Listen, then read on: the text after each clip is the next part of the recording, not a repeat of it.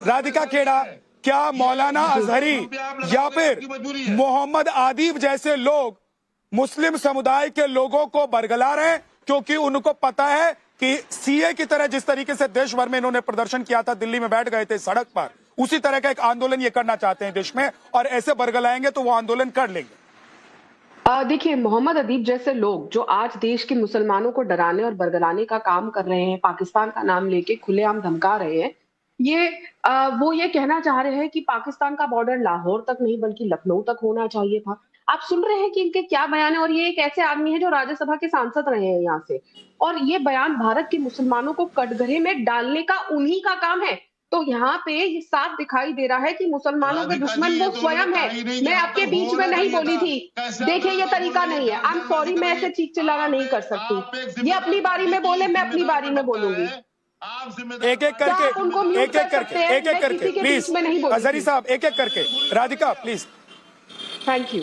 देखिए Radhika please continue, please continue. बयान से ये साजिश हो रही है इंडिया अलायंस के थ्रू, यहाँ पे लोगों को लाया जा रहा है ताकि मुसलमानों को कटघरे में डालना चाहे। ये एक डिवाइड करना चाह रहे हैं हिंदू और मुसलमानों के बीच में, एक तुष्टीकरण की राजनीति, नफरत की राजनीति का इनकी एक पहल है कि कैसे लोगों के अंदर, मुसलमानों के अंदर जहर भरा जाए और दूसरे रिलीजन वालों के अंदर मुसलमानों के प्रति नफरत बने। ये एक बहुत सोची समझी साजिश के तहत चलता हुआ जा रहा है। क्या, मुझे आप खुद बताइए, क्या ये बयान देश की अखंडता और सार्वभौमिकता के हमला नहीं है?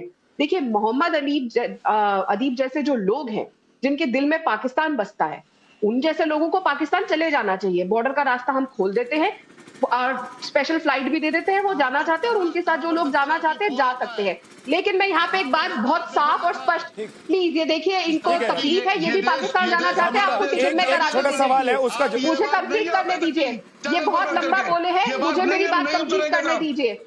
मैं ऐसे चीखा, आई एम सॉरी, ये तरीका नहीं है। या तो आप पूरी डिबेट इनको दे दीजिए, आप इनको डिबेट दे दीजिए पूरी, मैं अपनी बात नहीं कर पा रही हूँ। नहीं प्लीज एक एक करके अजहरी साहब, एक एक करके। अजहरी साहब, इसमें क्या दिक्कत है?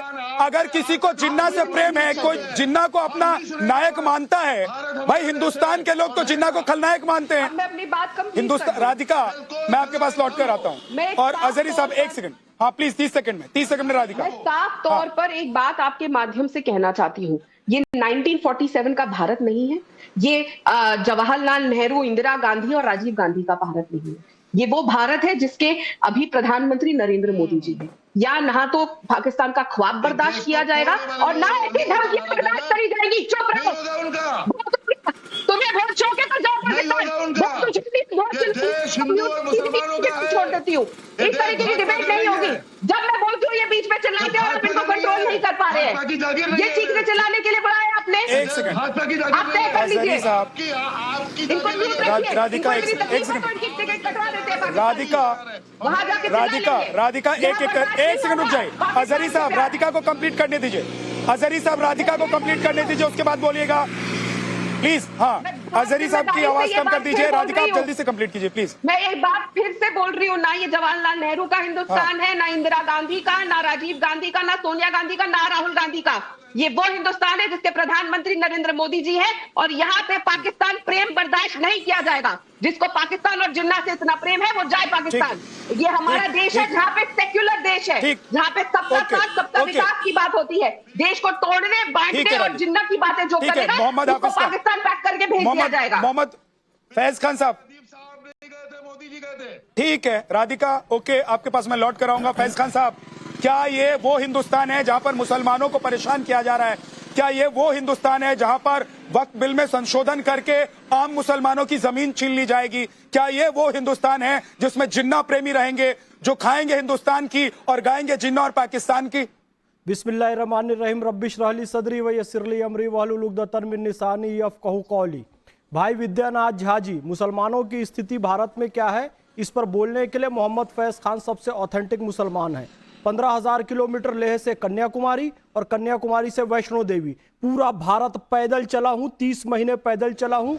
80% टाइम हिंदुओं के घरों में रुका हूँ, मंदिरों में रुका हूँ, मठों में रुका हूँ, लेकिन मोहम्मद फैज खान नाम सुनकर किसी ने एक कंकड़ नहीं मारी, सबने फूलमाला पहनाई, हार पहनाया। ये मेरा सरजमीन हिंदुस्तान है जहाँ मुसलमान पूर्ण सुरक्षित है। एसी केबिन में बैठकर हिंदुस्तान और मुसलमानों की स्थिति पर बोलने वाले ऑथेंटिक लोग नहीं है। पहली बात। दूसरी बात यह कि अपनी मुल्क की हिफाजत करना, मुल्क पर के साथ बता दीजिए मोहम्मद। हाँ, अपने मुल्क। फैज खान साहब, मैं बीच में मैं आपको रोक रहा हूं क्योंकि ऑथेंटिसिटी की आपने बात की, आपने ऑथेंटिसिटी की बात की। एक बात और भी ऑथेंटिसिटी के साथ बताइए, क्या वक्फ संशोधन बिल आम मुसलमानों की जमीन छीन लेगा, जिसका डर मौलाना या फिर मोहम्मद आदिब जैसे लोग दिखा रहे मुसलमानों को? क्या है ये वक्फ संशोधन बिल? वक्फ संशोधन बिल जमीन छीनेगा उन लोगों की जो वक्फ के नाम पर दलाली कर रहे हैं और वक्फ की जमीन पर अवैध कब्जा करके बैठे हुए हैं। वक्फ की जमीनों का 10 रुपए 20 रुपए आज भी किराया दे रहे हैं, उन लोगों की जमीन जाएगी, मुसलमानों की जमीन बनी रहेगी, मुसलमानों के मदरसे बने रहेंगे और नए स्कूल कॉलेज बनेंगे। तो जो कब्जाधारी हैं, अवैध कब्जाधारी, उन लोगों की जमीन खिसक रही है। तो ये कह रहे हैं कि लखनऊ में होता पाकिस्तान, भाई तुझे इतना प्रेम है यदि पाकिस्तान से तो पाकिस्तान चले जा।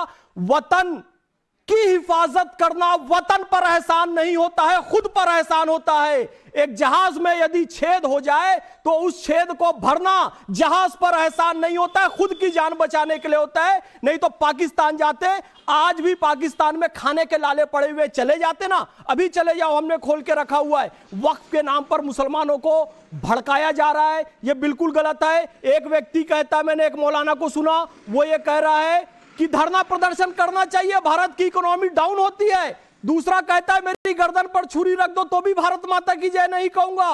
तीसरा कहता है कि हम दिल्ली कूच करेंगे तो ये लोग कांप जाएंगे। अरे कौन कांप जाएगा?